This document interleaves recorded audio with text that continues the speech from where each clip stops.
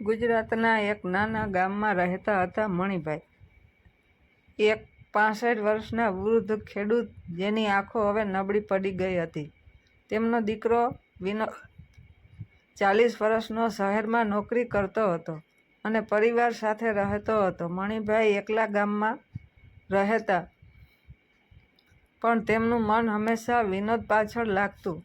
વિનોદ દર વર્ષે દિવાળી પર આવતો, પણ આ વખતે તેનો ફોન આવ્યો, બાપુ આ વર્ષે ન આવી શકો, કામ ઘણું છે. મણિભાઈનું હૃદય ભારે થયું, પણ તેમણે કહ્યું, ઠીક છે દીકરો, તારું કામ શરૂ રાખ.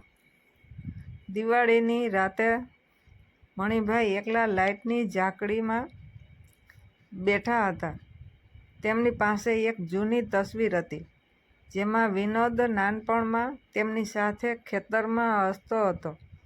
આંસુઓ સાથે તેમણે કહ્યું, વિનોદ તું ન આવ્યો, પણ તારી યાદો મારી સાથે છે. ત્યાંથી દૂર શહેરમાં વિનોદની પત્નીએ કહ્યું, વિનોદ તારે બાપુને મળવા જવું જોઈએ, તે એકલા છે. પણ વિનોદે ટાળી દીધું, કારણ કે તેની નવી નોકરીની જવાબદારીઓ હતી. એક દિવસ ગામમાંથી સમાચાર આવ્યા કે મણિભાઈ બીમાર પડ્યા છે. વિનોદે ફોન કર્યો, પણ તેમનો જવાબ ન આવ્યો. ચિંતામાં તે ગામ તરફ દોડ્યો. જ્યારે તે પહોંચ્યો, ત્યાં મણિભાઈ બેડ પર પડ્યા હતા.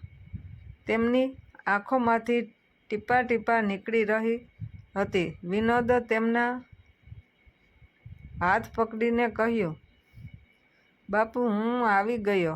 મણિભાઈએ કહ્યું, દીકરા મને લાગ્યું તું મને ભૂલી ગયો, પણ તારી અવાજ સાંભળીને મને શાંતિ મળી.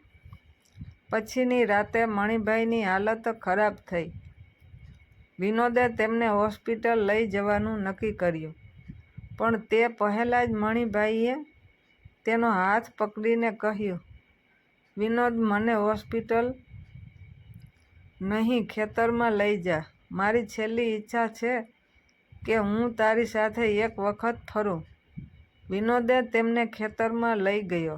સવારે સૂર્ય ઉગતા સમયે મણિભાઈનું શ્વાસ લેવું બંધ થયું, પણ તેમના ચહેરા પર શાંતિની ઝલક હતી. વિનોદ રડતો રડતો કહેતો હતો, બાપુ મને માફ કરજો, મેં તમને સમય ન આપ્યો. આ વાર્તા એક બાપ અને દીકરા વચ્ચેના અપ્રગટ પ્રેમ અને ગુલ્ટની કથા છે, જે દરેક માતા પિતા અને સંતાનોના હૃદયને છૂએ છે.